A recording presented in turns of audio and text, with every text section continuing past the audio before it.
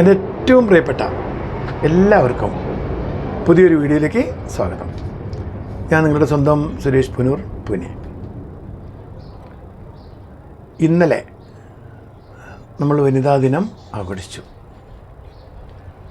എന്താണ് വനിതാ ദിനം? അതിനെപ്പറ്റി ചിന്തിച്ചിട്ടുണ്ടോ? എന്തിനു വേണ്ടി വനിതാ ദിനം? അപ്പോൾ ഈ വനിതകൾക്ക് വേണ്ടി നമ്മളൊരു പ്രത്യേക ദിവസം മാറ്റി വെക്കേണ്ടതുണ്ടോ? അപ്പോൾ ബാക്കി ദിവസങ്ങളൊക്കെ പുരുഷന്മാർക്ക് വേണ്ടിയുള്ള ദിവസങ്ങളാണോ? ഈ ഒരു ദിവസം മാത്രം, ഈ 8-ാം തീയതി മാത്രമാണോ വനിതകൾക്ക് നമ്മൾ കൊടുത്തിട്ടുള്ളത്?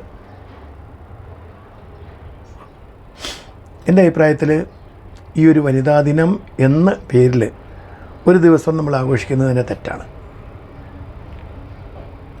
കാരണം ഈ ലോകത്തിൻ്റെ നിലനിൽപ്പ്, അതിൻ്റെ ഭാവി എല്ലാം സ്ത്രീകളെ കൂടി ആശ്രയിച്ചാണ് നടക്കുന്നത്. അപ്പോൾ നമ്മൾ ഈ വനിതകൾക്കായിട്ടൊരു പ്രത്യേക ദിവസം ആഘോഷിക്കേണ്ട ആവശ്യമുണ്ടോ എന്നാണ് ഞാൻ ചോദിക്കുന്നത്. നിത്യജീവിതത്തിൽ ഒരു സ്ത്രീയുമായിട്ട് ബന്ധപ്പെടാതെ നമുക്ക് ജീവിതം മുന്നോട്ട് കൊണ്ടുപോകാൻ പറ്റുമോ? നമ്മുടെ ജന്മം തന്നെ, അല്ലേ, നമ്മുടെയൊക്കെ ജന്മം തന്നെ ഒരു സ്ത്രീയിലൂടെയാണ്, ഒരു സ്ത്രീയാണ്.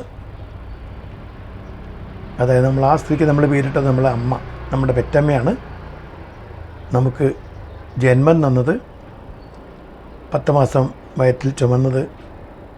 ആ ഒരു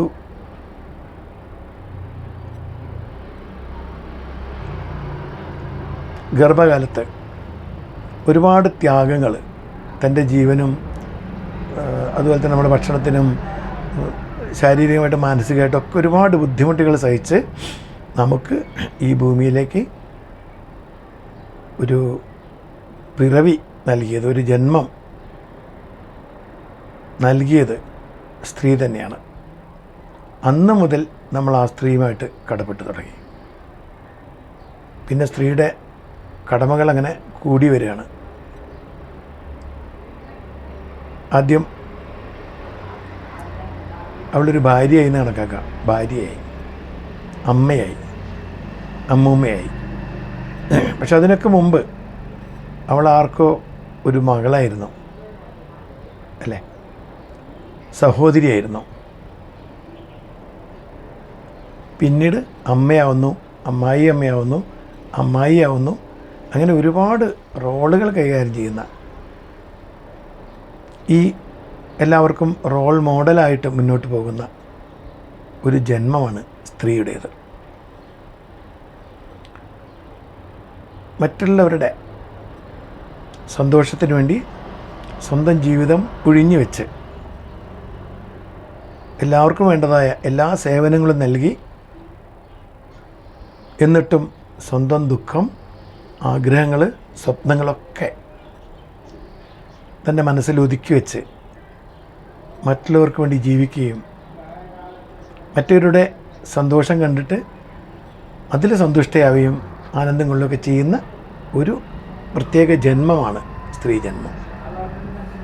അപ്പോൾ ആ സ്ത്രീക്ക് നമ്മുടെ ജീവിതത്തിൽ എല്ലാ ദിവസവും നമ്മൾ വിട്ടുകൊടുക്കേണ്ടതല്ലേ? അങ്ങനെയുള്ള ഒരു വലിയ അത്ഭുത ജന്മം, ഒരു പുണ്യജന്മത്തിന് നാം എന്തിനാണ് ഒരു ദിവസം മാത്രം കൊടുത്തിട്ട് അവരെ അവമാനിക്കുന്നത്? ഇന്നലെ വനിതാ ദിനം സംബന്ധിച്ച് വലിയ പല സ്ഥലത്ത് മീറ്റിങ്ങുകളുണ്ടായിരുന്നു. അപ്പോൾ ഒരു മീറ്റിങ്ങിൽ എനിക്ക് പങ്കെടുക്കേണ്ടി വന്നു. അതിൽ ഞാൻ കണ്ടത് പലരുടെയും അഭിപ്രായങ്ങൾ വനിതാ ദിനത്തെക്കുറിച്ച് കേട്ടപ്പോൾ സത്യം പറഞ്ഞാൽ എനിക്ക് കുറച്ച് ചിരി വന്നു. അതുകൊണ്ടാണ് ഇന്ന് ഈ വിഷയം ഇവിടെ ചർച്ചാ വിഷയമാക്കണം, അല്ലെങ്കിൽ അതിനെക്കുറിച്ച് കുറച്ചുകൂടെ സംസാരിക്കണമെന്ന് എനിക്ക് തോന്നാൻ കാരണം. അതിലെ പ്രമുഖരായ പല പ്രാസംഗികരും അവിടെ പറയുകയുണ്ടായി, ഞാൻ എൻ്റെ ഭാര്യയ്ക്ക്, അതുപോലെ മക്കൾക്ക് പൂർണ്ണ സ്വാതന്ത്ര്യം കൊടുത്തിട്ടുണ്ട്. അവരുടെ സഞ്ചാരം, അവരുടെ വിചാരം, അല്ലെങ്കിൽ അവരുടെ കൊച്ചു കൊച്ചു സ്വപ്നങ്ങൾക്കൊന്നും ഞാനൊരിക്കലും എതിരല്ല, ഞാൻ എതിർക്കാറില്ല. അവർക്ക് ആ സ്വാതന്ത്ര്യം കൊടുത്തിട്ടുണ്ട്. എതിർക്കാറില്ല എന്നത് വലിയൊരു കാര്യമാണ്. പക്ഷെ സ്വാതന്ത്ര്യം ഞാൻ കൊടുക്കാറുണ്ട്, അവരെ പോകാൻ ഞാൻ അനുവദിക്കാറുണ്ട് എന്ന് പറയുമ്പോൾ തന്നെ അവിടെ ഒരു അടിമത്തം മണക്കുന്നില്ലേ? അപ്പോൾ അവസാനം പ്രസംഗത്തിൽ എനിക്കത് വെളിപ്പെടുത്തേണ്ടി വന്നു. നമ്മളിപ്പോഴും പറയുമ്പോൾ ഏത് നിമിഷം പറയുന്നത് ആ സ്ത്രീക്ക് അല്ലെങ്കിൽ എൻ്റെ ഭാര്യയ്ക്ക്, മകൾക്ക് ഞാൻ ആ സ്വാതന്ത്ര്യം കൊടുക്കാറുണ്ട്, അവരെ അനുവദിക്കാറുണ്ടെന്നാണ്. അപ്പോൾ എപ്പോഴും അവർ നമ്മളെ അണ്ടറിൽ തന്നെയാണ് അല്ലേ, നമ്മുടെ കീഴിലാണ്, നമ്മളവരെ അനുവദിക്കുന്നു എന്നൊരു തോന്നൽ അവിടെ വരുന്നുണ്ട്. അതോടൊപ്പം 2-3 പ്രമുഖ വനിതകളും അവിടെ പ്രസംഗിച്ചു. അവരും അവിടെ പറഞ്ഞത് ഭർത്താക്കന്മാർ നമ്മളെ വളരെ സ്നേഹത്തോടും വളരെ പറഞ്ഞൊരു സമത്വഭാവത്തോടും പെരുമാറാറുണ്ട്.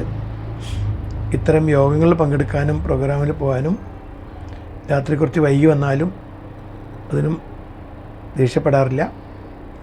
എപ്പം നമ്മളങ്ങനെ ഒരു ആവശ്യം വന്ന് ചോദിച്ചാലും പെർമിഷൻ തരാറുണ്ട് എന്നാണ്. പെർമിഷൻ തരാറുണ്ട് എന്ന് പറയുമ്പോൾ അതുവരെ പറഞ്ഞ കാര്യങ്ങൾക്ക് ചെറിയൊരു വ്യത്യാസം വന്നു, ഒരു ട്വിസ്റ്റ് ഉണ്ട് അവിടെ അല്ലേ, ഒരു അർത്ഥത്തിലൊരു വ്യത്യാസം വരുന്നുണ്ട്.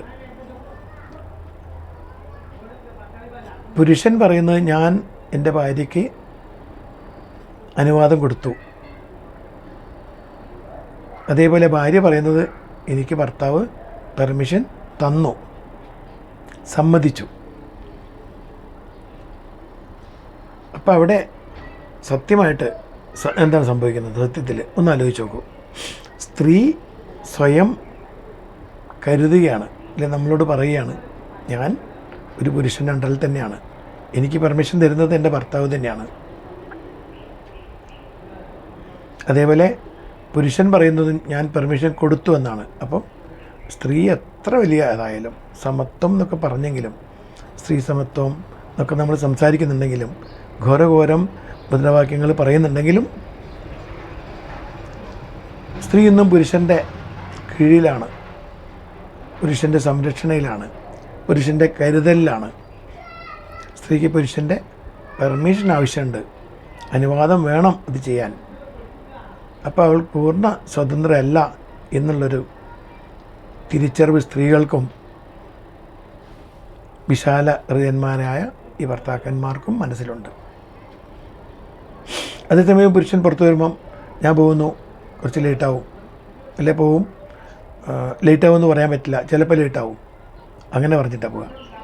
അതേസമയം ഒരു സ്ത്രീ വീട്ടിൽ വിട്ടിറങ്ങുമ്പോൾ ഇങ്ങനെ ഒരു ആവശ്യമുണ്ട്, ഞാൻ പോയി വരട്ടെ, ചിലപ്പോൾ ലേറ്റാവും, അപ്പോൾ നീ എങ്ങനെ വരും, ആരുടെ കൂടെ, എന്താണ് അവിടെ പരിപാടി, ഏത് സ്ഥലത്താണ്, ആരൊക്കെ ഉണ്ട് അവിടെ, കൃത്യമായിട്ട് വിവരങ്ങളൊക്കെ ഭർത്താവിന് കൊടുത്തിരിക്കണം.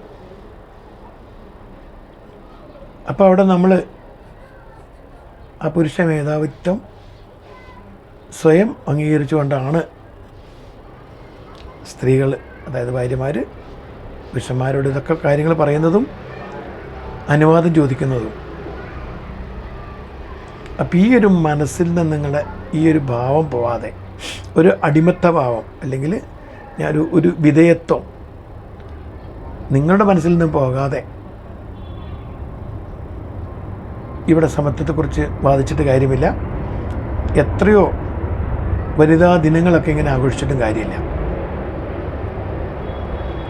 സ്വാതന്ത്ര്യം, സ്ത്രീകളുടെ സ്വാതന്ത്ര്യം അതാരും കനിഞ്ഞു നൽകുന്നതല്ല, ആരുടെയും ദയവല്ല. സമസൃഷ്ടിയാണ് അവർക്കെല്ലാ സ്വാതന്ത്ര്യവും കിട്ടിയിരിക്കണം. പിന്നെ സ്നേഹമുള്ള പുരുഷന് ഭർത്താവിന് ഒരു കാര്യം ചെയ്യാം, അവർക്കൊരു കരുതലായി, കാവലായി നിൽക്കാം. കാരണം അവരുടെ ജീവശാസ്ത്രപരമായ വ്യത്യാസം കൊണ്ട്, ശാരീരികമായ വ്യത്യാസം കൊണ്ട്, അതുപോലെ കരുത്തിൻ്റെ കാര്യത്തിൽ, ശാരീരികമായ ക്ഷമതയുടെ കാര്യത്തിൽ പുരുഷൻ മുന്നിട്ട് നിൽക്കുന്നതുകൊണ്ട് അവൾ ഒറ്റയ്ക്ക് രാത്രി യാത്ര ചെയ്യുമ്പോഴോ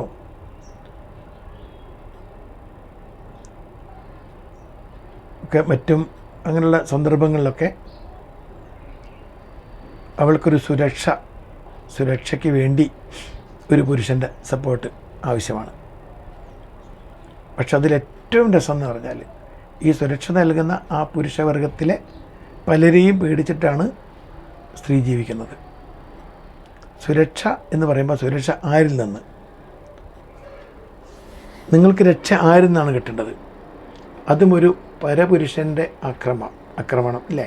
ആ ഒരു പരപുരുഷൻ്റെ കയ്യേറ്റം നടക്കാം, അല്ലെങ്കിൽ മോശമായ പെരുമാറ്റം ഉണ്ടാവാം. അതിൽ നിന്ന് രക്ഷപ്പെടാനാണ് പുരുഷൻ്റെ സുരക്ഷ വേണ്ടത്. അപ്പോൾ എല്ലാ പുരുഷന്മാരും ഒരുപക്ഷെ നല്ല രീതിയിൽ ചിന്തിക്കുകയാണെങ്കിൽ സ്ത്രീയാണ്, ഈ ഭൂമിയിലെ സൃഷ്ടിയാണ്, അത് എൻ്റെ ഭാര്യ അല്ലെങ്കിലും ആരുടെ ഒരു ഭാര്യയാണ് ഒരു കുടുംബത്തിലെ അല്ലേ മുഖ്യ പങ്കാളിയാണ്. അപ്പോൾ അവരുടെ സുരക്ഷ നമ്മൾ കൂടി ചേർന്ന് ഉറപ്പുവരുത്തണം. അവർ നമ്മളെ ഭയക്കുകയല്ല വേണ്ടത്, എപ്പോഴും ഏത് സഹായം ചോദിച്ചും എന്താവശ്യം നമ്മെ സമീപിക്കാനുള്ളൊരു സാഹചര്യം നമ്മളവിടെ സൃഷ്ടിക്കുക വേണ്ടത്. അത് പുരുഷന് മാത്രമേ സാധിക്കുള്ളൂ. അത് ശാരീരികമായ പ്രശ്നം കൊണ്ടാണ്. അതുകൊണ്ടാണ് പലപ്പോഴും സ്ത്രീ സമത്വം എന്ന് പറയുമ്പം പലരും ചിരിച്ചിട്ട് പറയാറുണ്ട്, സ്ത്രീ സമത്വം, സ്ത്രീ എന്ത് സമത്വം. പക്ഷേ ഇതിൽ ഒരുപാട് സ്ത്രീകൾ എൻ്റെ കണ്ണിൽ പെട്ടിട്ടുണ്ട്. അവരുടെ സ്വാതന്ത്ര്യം ദുരുപയോഗപ്പെടുത്തുന്നത്. ഒരുപക്ഷെ അങ്ങനെ കുറച്ച് ആളുകൾ ചെയ്യുന്നതുകൊണ്ടായിരിക്കാം സ്ത്രീകളെപ്പറ്റി അങ്ങനെ മോശമായ ഒരു അഭിപ്രായം പൊതുവെ പറഞ്ഞു വരുന്നത്. സ്ത്രീക്ക് അങ്ങനെ സ്വാതന്ത്ര്യം കൊടുത്തുകൂടാ, കന്നിനെ കയം കാണിക്കരുത് പറയാറില്ലേ? കാണിച്ചാൽ പിന്നെ എപ്പോഴും എന്നോട് പോകണം തോന്നും. നമുക്ക് വേണ്ടത് കൊണ്ടു കൊടുക്കാമെന്നല്ലാതെ എവിടെ നിന്നാണത് ആ ഒരു സൗകര്യം ഉണ്ടാകുന്നത് അത് അവരെ കാണിച്ചു കൊടുക്കുന്ന സ്ഥലം എന്നാണ് പറയുന്നത്. അതൊക്കെ ആണുങ്ങളാക്കി ഉണ്ടാക്കിയ ചില മാർഗങ്ങളാണ്. സ്ത്രീകളായിട്ടത് ദുരുപയോഗപ്പെടുത്തുമ്പോഴാണ് അതിൻ്റെ സ്വാതന്ത്ര്യത്തിൻ്റെ വില നഷ്ടപ്പെടുന്നത്.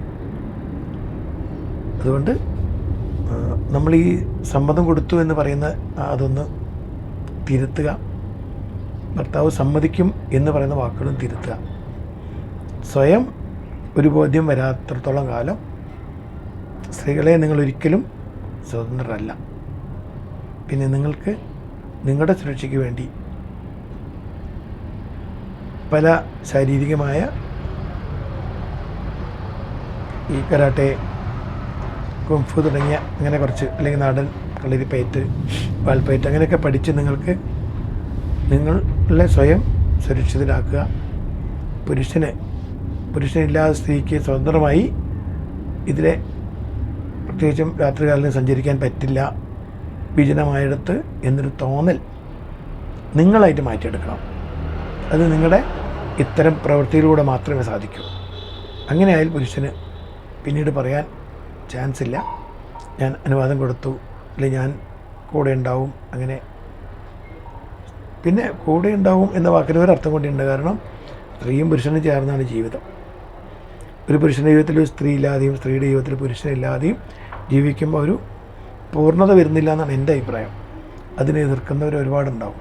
പക്ഷെ എവിടെയോ ഒരു പ്ലസ് ഒരു മൈനസും, അത് രണ്ടും കൂടി ചേരുമ്പോഴാണ് ഒരു പക്ഷേ അതൊരു ബിഗ് സീറോ ആണെങ്കിലും വളരെ പെർഫെക്റ്റ് മാച്ചായി വരും. അപ്പം അതുകൊണ്ട് ആ രീതി ചിന്തിച്ചിട്ട് മുന്നോട്ട് പോവുക. കാര്യങ്ങളൊക്കെ വേണ്ടതുപോലെ ചെയ്യുക. അല്ലാതെ ആരെങ്കിലും നമുക്ക് സ്വാതന്ത്ര്യം തരുന്ന കാര്യം നമ്മളിരിക്കുകയും ആർക്കൊക്കെ നമ്മൾ സ്വാതന്ത്ര്യം കൊടുക്കുകയും ചെയ്യുമ്പോൾ നമുക്കൊന്നും പിടിച്ചു വെക്കാനില്ല, ഒന്നും എടുത്തു കൊടുക്കാനുമില്ല.